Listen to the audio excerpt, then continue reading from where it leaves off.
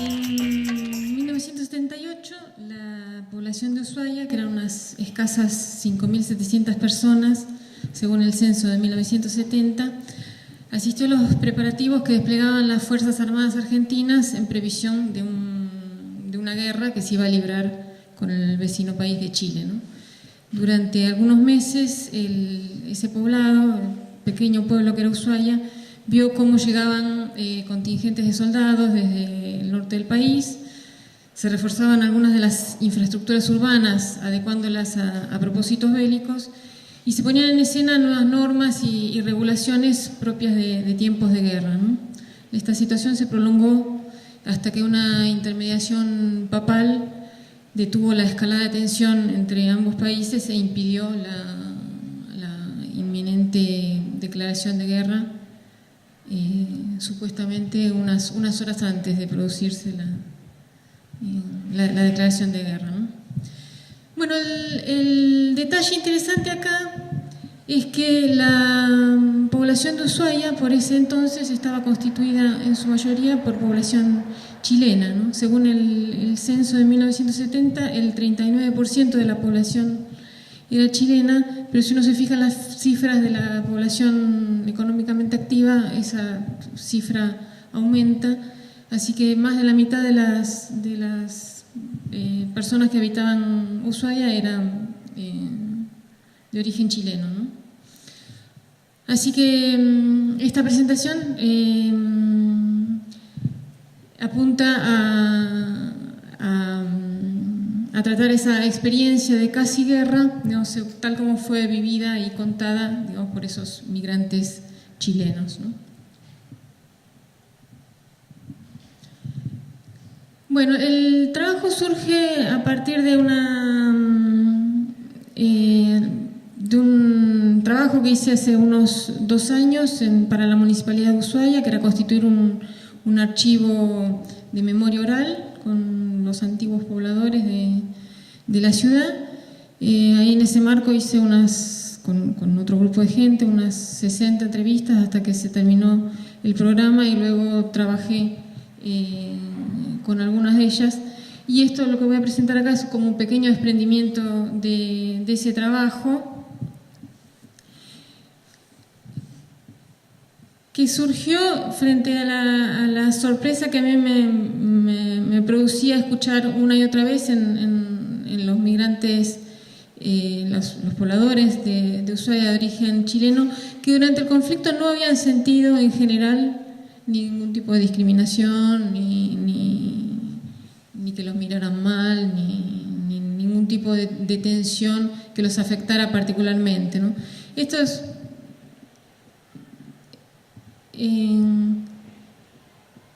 no es normal, ¿no? En un país que ha construido, como la Argentina, digamos, que ha construido toda su idea de nación basada en el territorio, ¿no? En la capacidad del territorio de ser como el elemento fundante de la nación, ¿no? Lo que está y le da la continuidad histórica y la existencia, ¿no? Eterna, digamos. Y la construcción esa de la nacionalidad, digamos, basada en el territorio fue muy exitosa, digamos, y está bien instalada en el sentido común, ¿no? Así que no hubiera habido esto, digamos, en un periodo de guerra, bueno, me parecía sorprendente, pero eso es lo que aparecía en las entrevistas, ¿no? Así que lo que voy a proponer, digamos, como desclasificación es las voces de esta población, representada acá por supuesto, en un fragmento pequeño de una sola entrevista, pero esa sería, digamos, mi desclasificación. Antes les doy algunos como elementos contextuales para entender un poquito mejor algunas características de esta población y de la ciudad de Ushuaia, ¿no? 2 o 3 cosas sobre esta migración.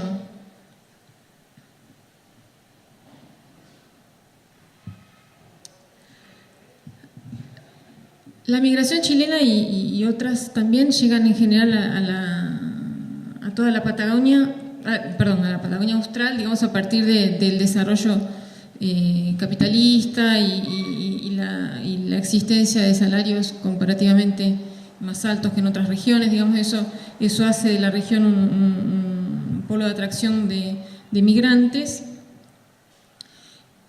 que van a parar también a Ushuaia, ¿no? Ushuaia es un movimiento como marginal, digamos, pues mucho más chiquito que el resto de las cosas, y está apoyada también, digamos, en una acción estatal argentina muy fuerte, digamos, para atraer pobladores, ¿no? ¿De dónde vienen en general estos pobladores? De Chiloé, de la isla de Chiloé, en su inmensa mayoría, ¿no? Chiloé, como ustedes saben, tenía un tipo de economía agrícola, de pesca también, pero en general muy orientada, digamos, orientada hacia el autoconsumo, con poco acceso al metálico, así que la población de Chiloé desde hace, durante todo el siglo XX y antes creo que también, se ha desplazado sobre todo a la Patagonia, tanto argentina como chilena, básicamente creo que para acceder a ese metálico que era una cuestión difícil. Las cifras que se dan son alrededor del 50% de la población de Chiloé que salió permanente o transitoriamente a trabajar afuera, ¿no? Así que la idea es que es una población de la que uno podría decir que tiene una cultura de la migración entendida, digamos, como la presencia de la migración como un recurso siempre disponible y presente para la reproducción individual y social, ¿no?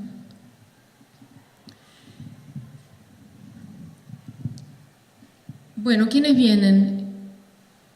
En principio la mayor cantidad de migrantes son jóvenes, varones de 16 o 17 años, que son empleados en general en las estancias, en menor medida hombres un poco mayores y casados, vienen sin sus mujeres. Luego hay una contingente de familias que vienen a reunirse con el hombre que ya está instalado, y en mucha menor medida mujeres solas, ¿no? Ese es el perfil de los migrantes que ingresan a Ushuaia, ¿no? Bueno, en el caso de los varones jóvenes que vienen a la región, empiezan llegando a Magallanes, luego pasan de Magallanes a alguna estancia en Santa Cruz o en Natales. De ahí suelen pasar, digo, esta era una ocupación temporaria, ¿no? Que podía durar unos meses o varios años, pero en general daba lugar a nuevos movimientos, ¿no? Ya fuera a otras instancias o a los pequeños poblados que había por la región, ¿no? La idea es que la gente que llegó a Ushuaia lo hizo después de hacer por lo menos 3 o 4 movimientos, ¿no? Nunca, en un solo caso, un solo entrevistado dijo que su familia había venido directamente de Chiloé a Ushuaia, pero si no, en general lo que uno ve es que los circuitos eran Chiloé, Punta Arenas, Porvenir, Río Grande, Ushuaia, eso sin contar algún paso por las estancias, así que son muchas estaciones antes de terminar en Ushuaia, ¿no? Eso es el dibujo que uno puede hacer viendo los desplazamientos generales, pero la gente se desplazaba en general a lugares donde tenía conocidos o familia, ¿no? Es lo que se conoce como redes migratorias, que eran fuertes y bien constituidas acá, ¿no? Estas redes migratorias operan como en muchos planos. En primer lugar, son las que median entre el migrante y el trabajo, ¿no? Muchos migrantes vienen porque los llama un familiar, ¿no? Es el famoso ese llamado, ¿no? A un hermano, a un sobrino, para que venga a trabajar a alguna estancia donde se sabe que está el trabajo. Pero también permitía ir aprovechando las distintas oportunidades laborales en distintos lugares, cuando en el lugar en el que estaba instalado el migrante ya no había trabajo, ¿no? En uno de mis entrevistados también había pasado de Ushuaia a Río Gallegos, donde tenía una prima. La prima lo mandó a Comodoro Rivadavia, donde tenía un tío, y el tío ahí le consigue un trabajo. Luego de unos años lo vuelve a llamar al hermano de Ushuaia para decirle que se venga, que ahora hay trabajo en Ushuaia, ¿no? Así que esas redes permitían esa circulación de personas y el aprovechamiento de oportunidades laborales, ¿no? Después las redes migratorias le permiten al migrante como una primera asistencia, ¿no? La posibilidad de tener vivienda, todo eso. Y las redes funcionan también para seguir cuidando, digamos, de viudas, de huérfanos que quedan en algún otro punto sueltos, ¿no? Entonces se trasladan, digamos, para juntarse con la familia, ¿no? Bueno, ¿a qué tipo de trabajo podía aspirar un migrante en Ushuaia? En primer lugar, a una serie de trabajos, digamos, que se emparentan con los trabajos rurales, que es el trabajo en aserraderos, ¿no? O cortando leña o madera en el bosque. Son trabajos parecidos a los de las estancias, digamos. Luego,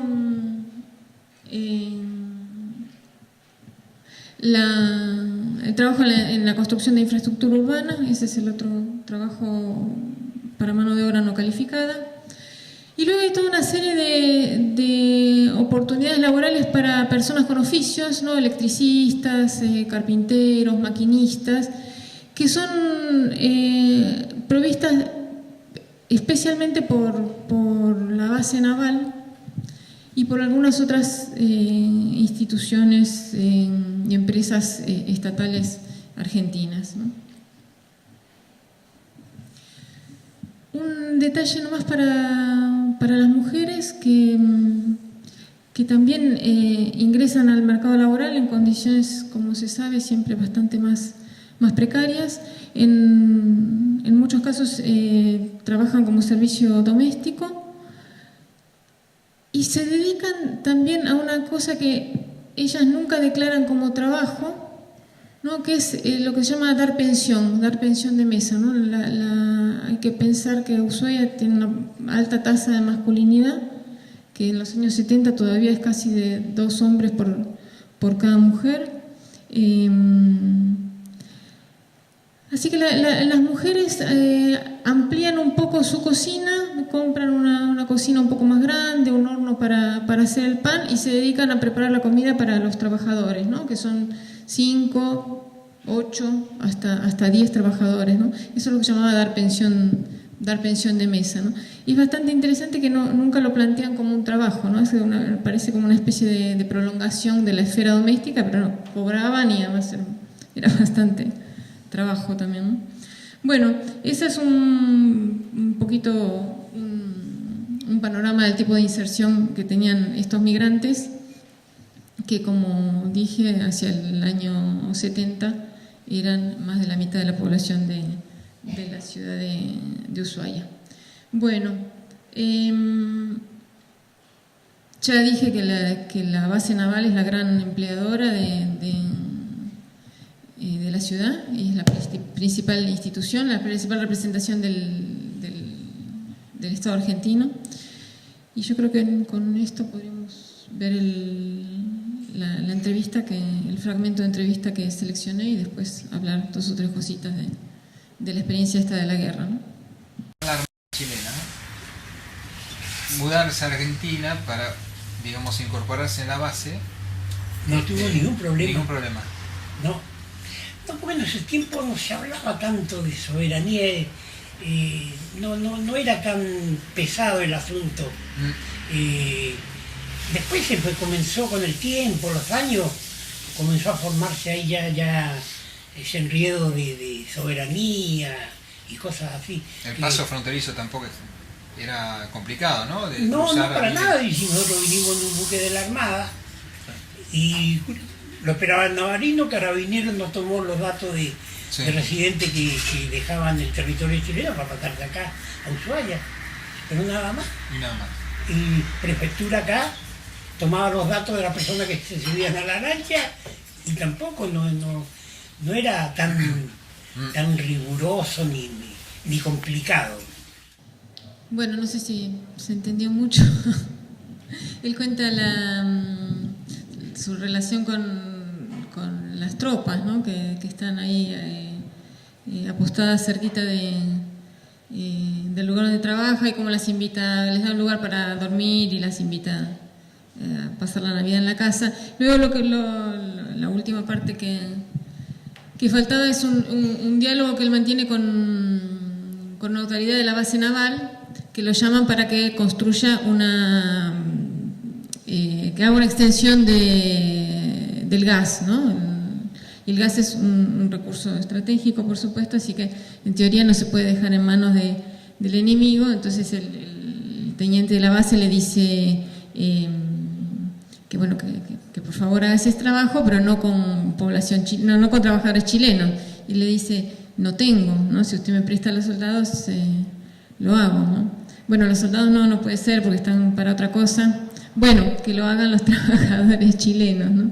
Entonces lo que aparece es que hay como una imbricación ahí.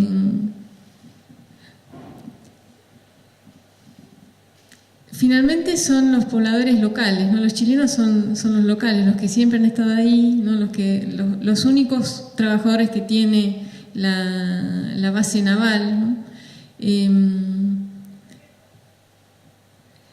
Y hay muchísimas cosas que aparecen ahí en esa... yo, bueno, la he escuchado varias veces, así que hay muchos elementos que aparecen en ese discurso. El que me parece más interesante es que la cuestión nacional, la identificación nacional o las cuestiones de soberanía le aparecen a este hombre, y no es el único al que le aparecen así, como una cosa que no tiene nada que ver con la realidad del lugar. Es una cosa que viene de afuera, como una capa externa, ¿no? Una cosa que en todo caso es de los gobiernos, dice él, o de los políticos, ¿no? Y entonces cuando se le pregunta al momento si no había sentido discriminación o algo así, en un momento decía, bueno, hay de todo en la sociedad, dice, ¿no? Hay ignorantes, dice, que como diciendo que no se dan cuenta que yo no tengo nada que ver con esa cosa que viene de afuera, y es interesante porque trata de ignorante a aquel que podría haberlo abocado, que lo discriminó, ¿no? Que le hizo sentir en algún momento que era un extranjero, ¿no? Así que bueno, yo creo que ese es el elemento más interesante. Después está toda la materialidad de la guerra, digamos, la relación con la base naval, son trabajadores de la base naval, digamos, después la precariedad de las tropas. Luego hay una cosa que no aparece ahí muy clara, pero está planteada. Él dice, uno de mis trabajadores, que es pampeano, decía que se mueran estos milicos, ¿no? Entonces él hace una reflexión sobre esa tensión que hay entre los argentinos mismos, ¿no? Entre civiles y militares. Bueno, y solamente para terminar, es el título de la ponencia es Enredo de soberanía. Es también una frase de este mismo hombre, en un momento que le preguntan cómo vino él y si había tenido dificultades para llegar desde Chile acá, y él dice, no, ninguno, antes no era así. Dice, todo ese enredo de soberanía es una cosa que vino después, ¿no? Bueno, eso es todo. Muchas gracias.